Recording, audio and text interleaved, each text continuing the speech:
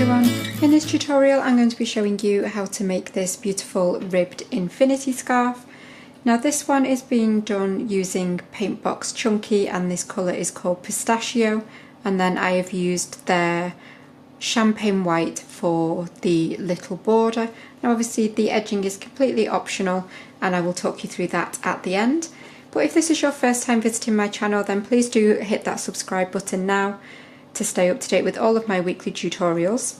But all of the relevant information that you need regarding sizing and everything like that, that is all in the description box, so do make sure that you click the little down arrow next to the title of the video underneath if you're on a mobile device, so that you can see all of the information that you might need for this project. And just want to take a quick minute to thank Love Crochet for providing the yarn for this tutorial. Now the chunky yarns usually recommend a 6mm hook, but I'm actually going to be using a 6.5mm hook just because I don't want the stitches to be too tight. I want them to be relatively loose and nice and snuggly. So let's crack on. So we want to start with a slip knot on our hook, and if you're not sure how to do that, then I will leave a link to my Absolute Beginner series down in the description. Now there's no set length for your starting chain. You just want to chain an amount that if you hold the two ends together, once you've chained them, you want to be able to wrap it around your neck comfortably, so you don't want it tight. You want to be able to wrap it around twice. So once I've got to my desired length, obviously I will let you know how many I have done. But again, this is with a 6.5mm hook. So anyone who's using super bulky yarn and a bigger hook, then obviously your chain count will be less, but I will give you an actual length as well for what I do. So to chain obviously is just yarn over and pull through, yarn over and pull through. So you're just going to chain now, and like I say, I will meet you back in a second and I will tell you the exact length of the chain that I have done. But also, just before I get too far, obviously because we're going to be doing such a long chain and we want it to stay flat and all facing the same way because we're going to be working this in the round, you can either, there are two ways to do this, well there's probably 100, but there are two ways that I do this, just to make sure that it stays the same, is I will either pop something on this end, so say I might put my phone on it just to keep it flat, and I will continue chaining so that I know that when I come to join it to the other end, it's all going to be facing the same way. So you can do that, or you can simply, through that very first chain, just pop it over the end of your hook, and you can continue chaining however many you need, and it will stay. You know that this very starting chain that we need will be facing the right way, so you can do it whichever way you like, but you just don't want to get any twists or turns in your chain because, as I say, we're going to be working in the round. Okay, so with my 6.5mm hook, I have done a chain of 200, and that is approximately 90 inches in length. And that wraps around my neck very comfortably, and obviously you want it to be quite loose because when we build up the rows it will make it feel tighter around the neck. So as I say, mine is 90 inches long, my foundation chain. So you can see over here I kept my phone on this beginning part of my chain. So even though this bit all looks like a crazy tangly mess, I know that when I bring this working end back round to this end, that all my chains will be straight and there will be no twists or anything in my chain when I join it now. So I'm going to take my phone off that end, and through this very first chain I'm literally just going to do a slip stitch, and that will join my two ends of my chain together. So I'm going to yarn over and pull through both of those loops.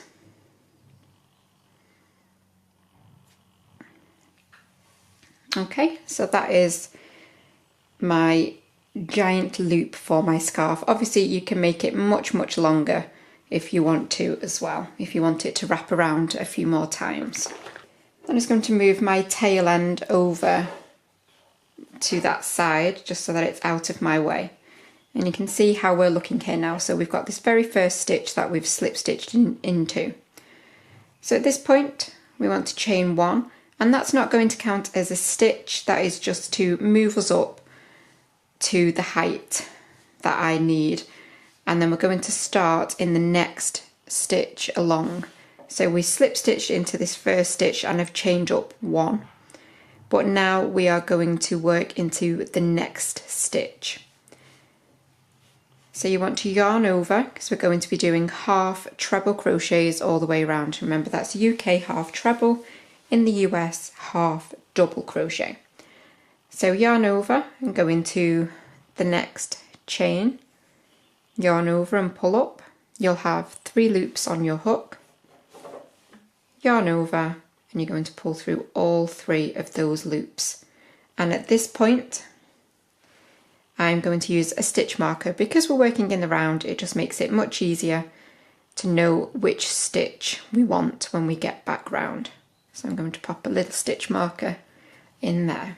You then want to do a half treble in the next chain. So again, yarn over, insert into that next chain, yarn over and pull up, yarn over and pull through both. And we're just going to do this into every single chain all the way around. So obviously it will take a while because our chain is pretty long, but just 1 half treble crochet into every single stitch. So if you keep working that all the way around now, so I'll meet you at the other end in a few minutes. So getting back round to where we started from earlier, you can see I've got a couple of stitches left. So before my stitch marker, we've got that chain 1 that we did at the beginning.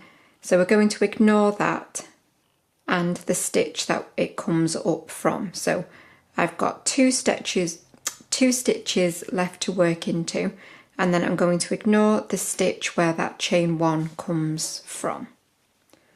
So I'll just do my last 2 stitches.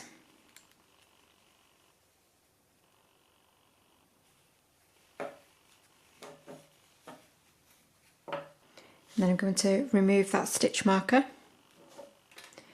and we're going to slip stitch into the stitch. So yarn over and pull through both of those loops.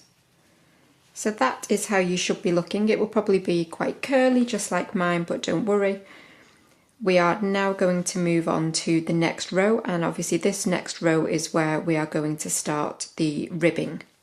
So we're going to chain 1, and I'm going to turn my project around now. It just makes it easier to work into these next stitches. So I've chained 1 and turned. So again, we are going to ignore this very first stitch where we've just come up from. Just here, we're going to ignore that stitch. And we're going to start in the next stitch along, which is this one. So ignoring this one and going to this one. However, this time we are going to be working in these bottom loops. So if I turn this slightly, you can see all the V's along the top here. But this time we're going to be working down here behind this section of the stitch. So you're going to ignore the V and work into this bottom loop, but that will become a little clearer in a second. So we're still doing the half treble stitch, so yarn over, again ignoring this very first stitch just here where we've come up from, and we're going around the next stitch. So we're ignoring the V and we're going into that very bottom loop, and then obviously yarn over and pull up and complete your stitch as normal. I'm going to place my stitch marker into that stitch. And again, you're going to do the exact same thing. So again, ignoring the V on the top here, and we're going to work into this side bottom stitch here. So again, yarn over and complete that stitch. Show you one more time, yarn over, keep turning it if you have to find the V. So find the V and then turn and find the corresponding side stitch. And you're going to do that all the way around, and you can see on the other side now it is creating this lovely ridged effect. So if you just continue that all the way around, and again I will meet you in just a minute and we will continue on to the next row. So I'm very nearly back to where I started from.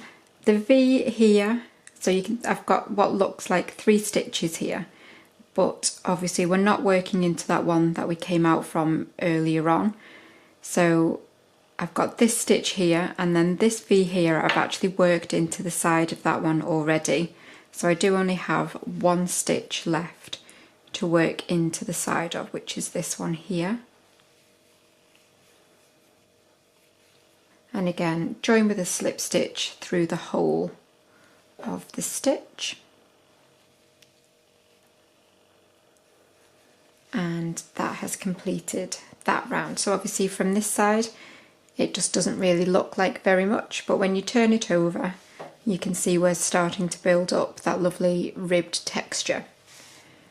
So now, again, so you are only going to repeat that row in the same way over and over again. However, you do need to remember at the end, at the start of each new row that you do, when you've done your chain 1, you're going to turn your work, and then that way, every time you do these stitches, they will be on the other side each time, and it will create a really, really nice texture. So we've done the chain 1, we've turned the work, so this time we've got these ridges facing us. And we're going to do the exact same thing. So we're not going to work into the side of this stitch that we've just come up from here. We're going to ignore that, and we're going to go straight into that next stitch in the exact same way.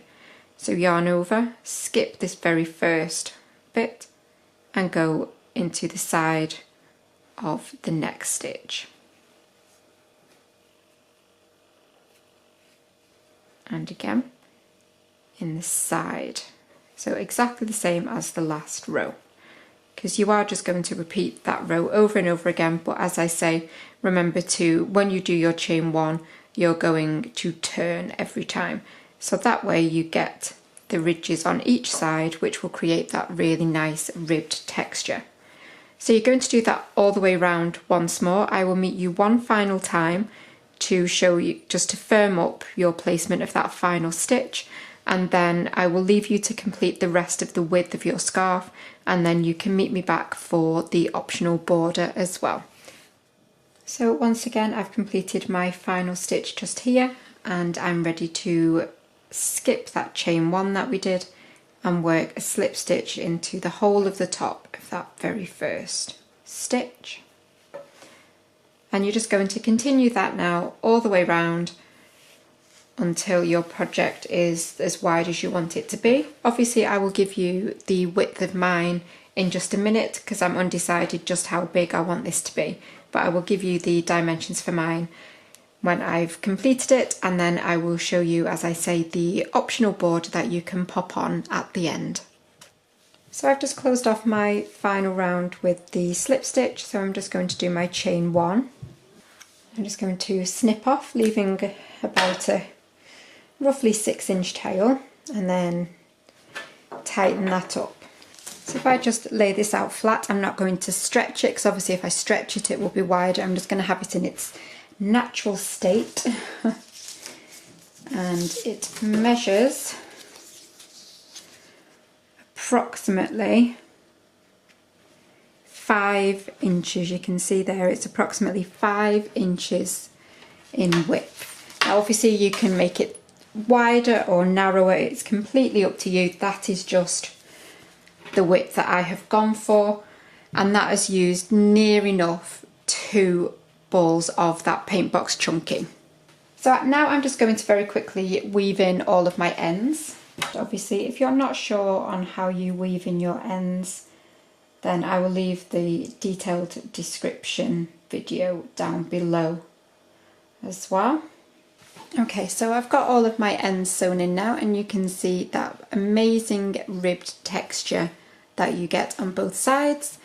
And now this is the completely optional bit, but I am just going to add a very delicate and very simple frilled edge to both sides of this scarf, just to finish it off nicely, because this is actually going to be a birthday gift for my lovely Nana, who's the one that actually taught me to crochet, so I think I'd better jazz it up a bit more as well. But obviously it is absolutely beautiful just as it is. But I'm just going to be using some more Paintbox Chunky. This is their champagne white. I'm going to start with a standing double crochet. So this is obviously again UK terminology here. So this in the US is your standing single crochet. So into any one of the tops of your stitches, you can start in any one that you like. I am going to start obviously somewhere near where all the joins are, so that all the tails are hidden around the same sort of place. So to start with a standing double, you've got a slip knot on your hook, and then we're just going to go through any of those stitches, and you're going to yarn over and pull up. You'll have 2 loops on your hook, yarn over and pull through both of those loops. So that is a standing UK double. We're then going to chain 3, and we're going to skip 1 stitch. So we're going to skip this next stitch just here and go and do a UK double into the one after. So insert your hook, and we're going through the whole of the stitch this time, so we're getting that V across the top. Yarn over and pull up again, 2 loops, yarn over, pull through both, chain 3, skip 1, and then double in the next.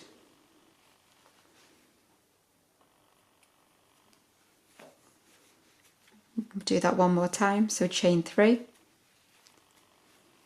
skip 1, and then a double.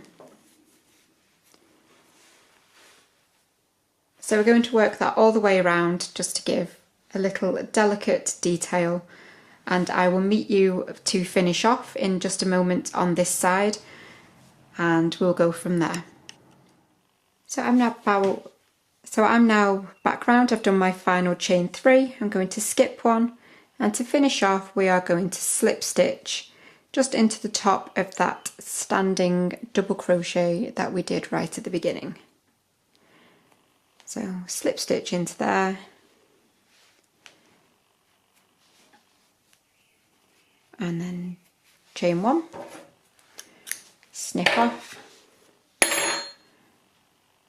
and then obviously you need to repeat that on this side as well. So that's how the edging looks just at the bottom there, and I'm going to repeat that process now along this other side, and then the scarf will be complete. So I'm going to leave the tutorial there. Obviously you don't need me to show you the same thing again, but I really do hope that you have enjoyed this infinity scarf tutorial. It's really simple, but it's so beautiful and so soft. And make sure you check out the description box down below for the link for where you can buy the yarn and things. But I will see you for another tutorial very, very soon. But thanks as always for watching. Bye.